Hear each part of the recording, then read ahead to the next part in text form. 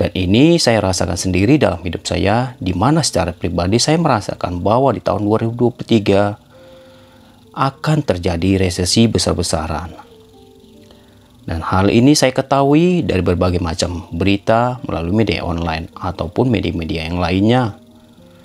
Dan terkadang hal inilah yang membuat saya semakin putus asa apa yang akan terjadi untuk kedepannya nanti. Ini yang akan menjadi sugesti dalam pikiran kita.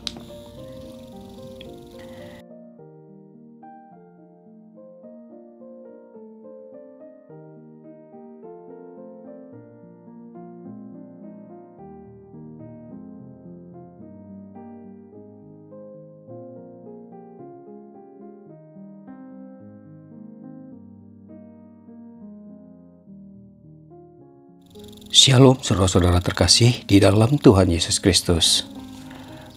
Terima kasih secara pribadi saya mengucap syukur buat Tuhan atas segala kebaikannya hari ini. Karena saya masih diberikan kesempatan untuk menjelaskan segala kebenaran firman Tuhan. Renungan firman Tuhan hari ini saya ambil dari Mazmur 37 ayat 5. Andalkan Tuhan dalam melakukan segala sesuatu. Sebelum saya menjelaskan tentang hal ini, seperti biasa saya mengajak saudara-saudara untuk bersatu di dalam doa. Terima kasih Allah Bapakku, terima kasih Yesusku. Biarlah Tuhan hidup kami semakin diberkati oleh kuasa-Mu ya Tuhan. Apapun segala yang kami lakukan hari ini, kami serahkan sepenuhnya ke dalam tangan-Mu ya Bapa. Engkau yang memberikan hikmat di dalam kehidupan kami Tuhan. Karena-Mu lah kami dapat melakukan apa yang menjadi kehendak-Mu ya Bapa. Berkati Tuhan, sebentar juga kami akan mendengarkan kebenaran firman-Mu.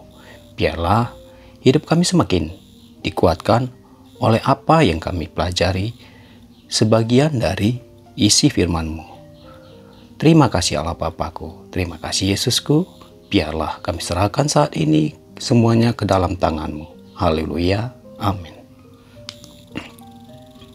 Baiklah saudara-saudara, tema khotbah saya hari ini yaitu andalkan Tuhan dalam melakukan segala sesuatu.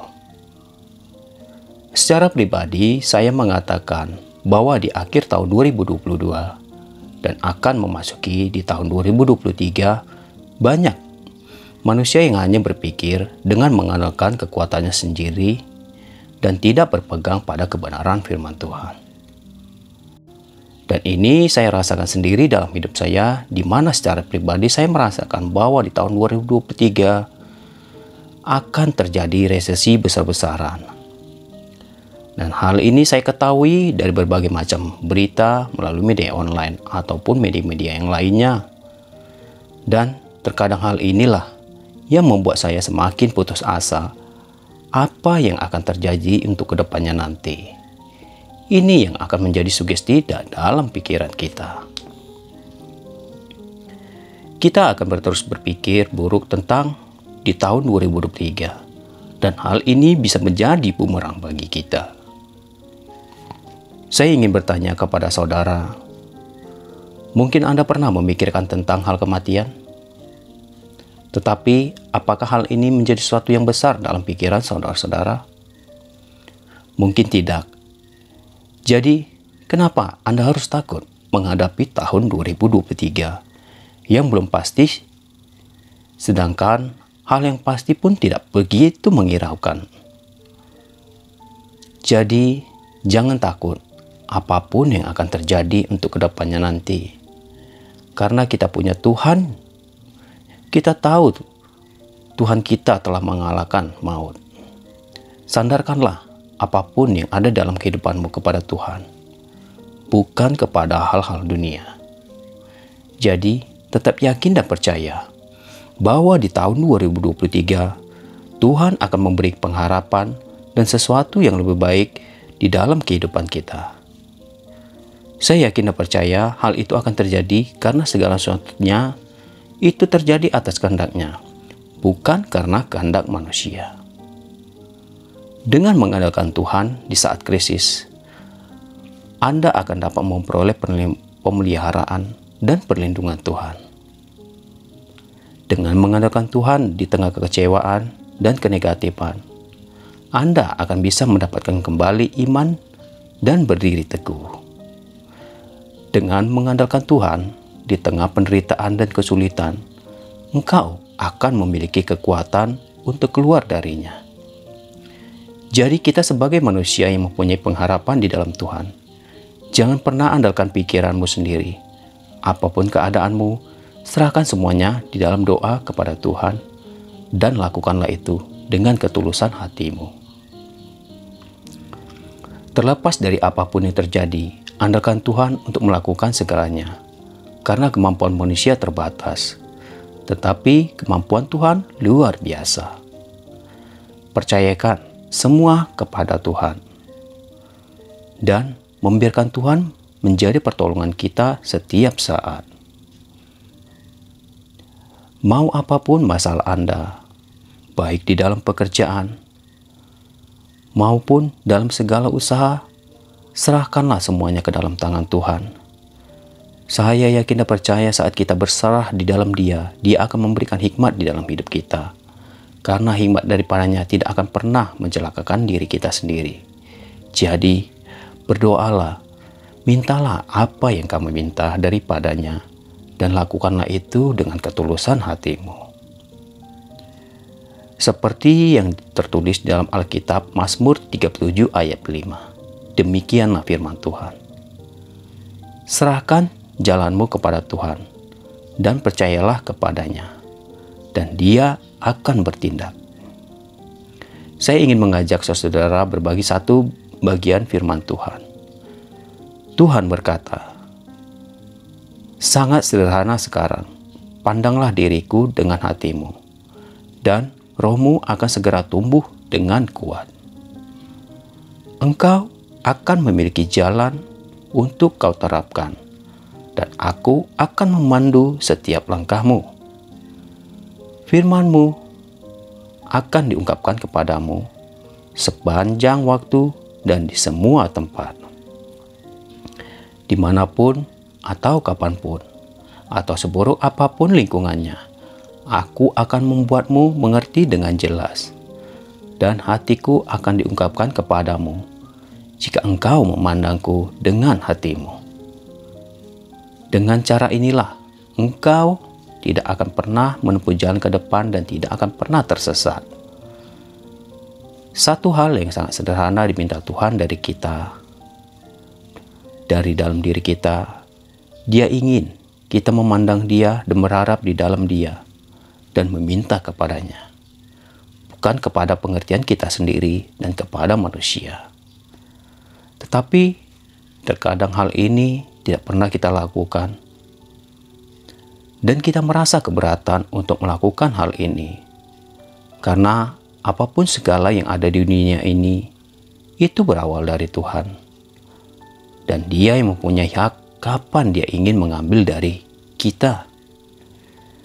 Jadi, lakukanlah hal yang sederhana itu. Lakukan dengan sepenuh hatimu, dengan ketulusan, bukan dengan keinginan pribadimu atau keinginan-keinginan dunia, di mana terkadang doa-doa kita yang sulit terjawab oleh karena hal ini. Dan buanglah segala akar kepahitan di dalam diri kita, karena apapun berkat yang datang kepada kita itu berawal dari hati kita yang tulus saat kita berserah di dalam Tuhan, serta mau memaafkan orang-orang yang pernah berbuat salah kepada kita. Jadi, lakukanlah segala sesuatunya dengan ketulusan hati dan berserah di dalam Tuhan. Tuhan akan menjawab pada waktunya. Jangan pernah engkau putus asa. Tuhan selalu memberikan segala sesuatunya tepat pada waktunya. Jadi saudara-saudaraku sekalian, interaksi di dalam Tuhan lakukanlah itu dengan sepenuh hatimu. Lakukan hal yang sederhana ini, pandanglah Tuhan dalam hidupmu. Serahkan semuanya ke dalam tangannya. Karena pengharapan dalam Tuhan itu akan selalu ada dan akan terjadi indah pada waktunya.